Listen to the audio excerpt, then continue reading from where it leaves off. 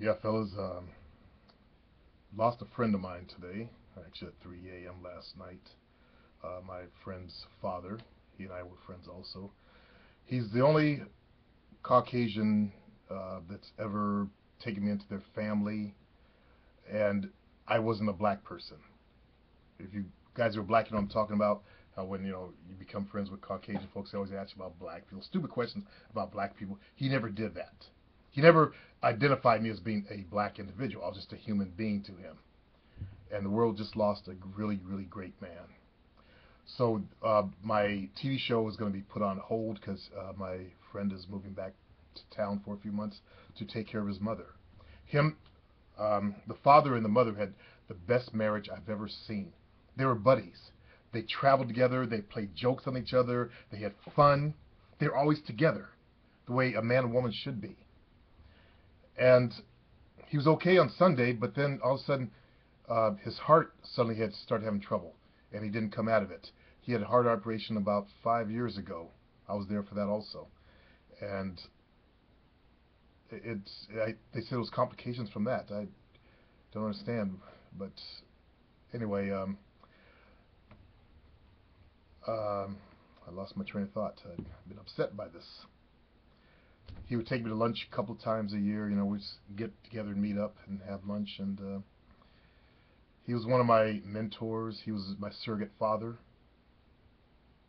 and I loved the man a lot. Hate to see a good one leave. It seemed like the good ones always leave us, and they leave us with the mean and nasty ones that are still on the earth.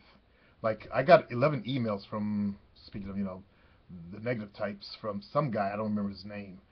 The titles were something about the DNA of the Berbers, stuff like that.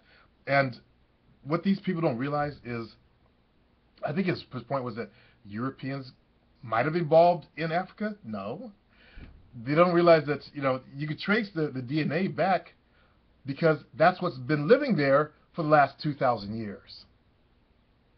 And they don't go to the countryside. It's like in Ethiopia, they don't go to the countryside and show you the pure black Ethiopians. They always show you the ones that are a mixture of Italian and Greek and Roman. You don't see the ones in the country that look, like they stepped out. They're straight. They like to separate Africa uh, into sub-Saharan, which is a myth. Okay, Africa is Africa. It's one big continent. Black people moved all over the place. Then we moved into Europe. And what these people that do this, they don't realize these are the negative ones on the planet. That they're out of that. They're all part of that whole out of Africa movement anyway. So while they're chasing some DNA, they overlook that shit. YouTube, YouTube. That's all I say. Just fucking YouTube. Ridiculous. So one of the brothers wants me to share something with you. It's Mr. Sneakerhead. He writes, my friend just got out of the friend zone. The bitch sat on his lap and hugged him. He told her to get off. She said that they could be more than friends. Offered him a little Scooby snack, huh? And he said, no, they are just friends. He friend zoned the bitch right back. Later, she called him and said, imagine if we got married. And he said no. He wouldn't even go out with her. And that she isn't smart enough. Please. You need to congratulate this brother in a video, please. I can't believe this happened. And more power to that brother. She friend zoned him. Thank you. That means we ain't fucking. Fuck you. That's the way I see it. If the bitch ain't choosing, she don't even exist. I don't see why you guys get all fucked up in your heads over a girl that don't feel you, don't want to have sex with you, don't want you to be between her legs. Yet she's asinine over this idiot down the streets. I don't think so. At least have some pride like this brother did. Don't take some after you've been all fucked in the ass and stretched out. I always say that too. All stretched out by other dudes, stretch marks around the mouth and shit. She want to come, sniff around him. And of course, she would act like a bitch because she already knew the guy was in friend zone. She thought he would be desperate to get out of friend zone just to get a little sniff of it, a little taste of it. And this dude showed her. More power to that brother. So I got upset at one of the brothers on the blog, Attaway. And what really made me upset was the insinuation that I would pretend something. As you guys know, I come at you straight. I don't pretend shit. Okay? Even when I code switch to change my language structure, like if I was talking to my buddy's father, I would talk differently. I wouldn't talk, normal. It's normal. If I was doing a public speech, it's normal to do that. I'm not pretending. I'm trying to communicate more effectively in a way that the people who are listening can understand me better. For example, I was listening to something. I listen to audiobooks. I'm listening to actually a book series by P.N. Elrod that came out when I was really young. And I finally found it in audio file, so I'm re-listening to the books I read. And one of the characters there, he's an Englishman. And they're dealing with this one black kid. And the black kid comes to the door in the scene and says, I heard you was coming. And my first hearing of that, I didn't think anything wrong. But the character goes, we're coming. And I realized, God damn. I probably would have said, I heard you was, like I was thinking in my head, like to my brother, okay. I was trying to think of a phrase I would say to my brother. Yeah, Mama told me you was coming. I said naturally, and I would have used the same one, the same vernacular. But I think if I was talking to someone else, I hope I would have said the proper grammar. I don't know. But it just struck me as kind of interesting listening to it. That, black folks, we do talk a different way. We do walk a different way. Like the brother said in Hidden Colors. There's, something to it.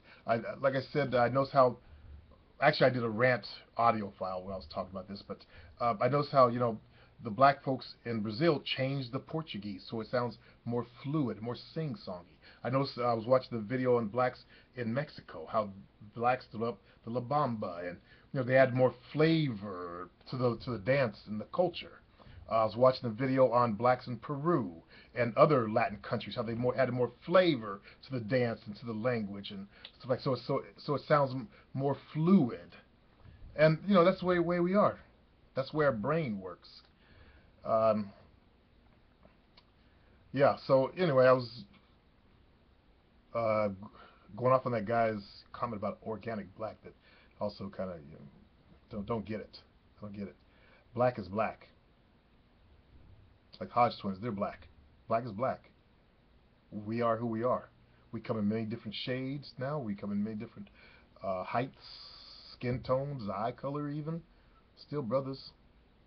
Brother's a brother. Black men are black men.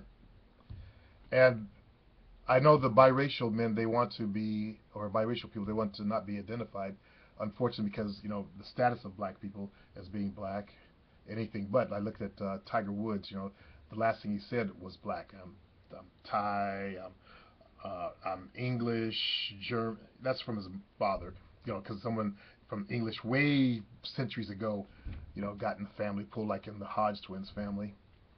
And, he listed black last. And the black community was very upset at him for that. Because, he should be proud of his blackness. We're the original man. We're the original archetype. And I was talking to Jovina about that, and I was talking about slavery. And, I try to see the other side of things. And I think if I was a white man during slavery and I had slaves, all that black pussy, I wouldn't want to give it up either. Because that's the original pussy on the planet. So the best pussy on the fucking planet is black pussy. Okay? I wouldn't want to give up my black pussy. Shit. So I could see that's what they were addicted to, by the way. That control and access to sex. Think we got old pruned up ass bitch waiting for you up in the room. Been out in the sun for a week and her face all pruned up where you have some of that black pussy down there. Young black pussy. Old bitch, young pussy. Think about it. Now, I'm black, of course. I'm against slavery. I'm against everything that happened to us. But, I try to step in their shoes and see. Like I step into the racist man's shoes and see from his point of view. Which is a really uneducated, dumbed down point of view. But I do step into it and see it. I notice how the racist types, the type that get in those, they have like little piggy eyes. They're not very, very bright, but they get led by smart leaders who want power. I did a study on the KKK when it first came out. Then it died out.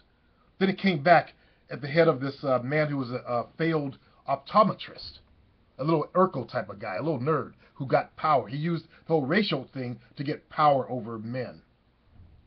And that's what his thing was. He found something to rally people together so he could feel like a big man.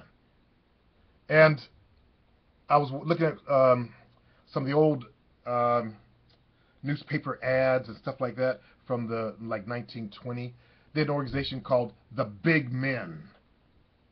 And these were these little dweebs and twerps and nerdettes and nerds trying to be big men. They call themselves the Big Men to solve world problems.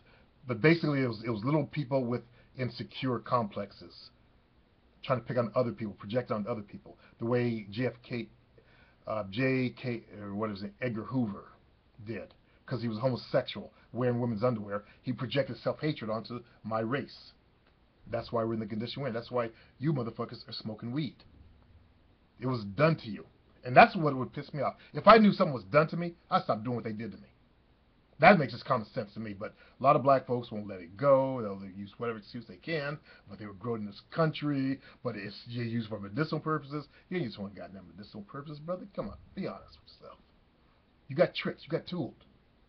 And for most black people in America, you know, we're tooled. You know, I like giving the brutal truth of shit. So it is what it is. And we'll stay in this position until we wisen up, until we wake up as a race. It's going to take every last one of us. We can't leave anybody behind. We can't leave the saggers behind because they'll be back there. Like we, you know, notice I only focus on the lower blacks because they're what's holding us back. Most of us aren't like that. Most of us are middle class and up. We work at jobs. We put our kids to college, all that kind of stuff. But it's that lower element. Weed smoking motherfuckers, sagging motherfuckers, no job having or low income motherfuckers, gangbanger motherfuckers that the world focuses on when they think of African Americans. The rappers, basically all they are really are just poets, you know, poetry geeks that we idolize because they come from a depressed environment. Yeah, I got a lot on my mind right now, I guess, fellas.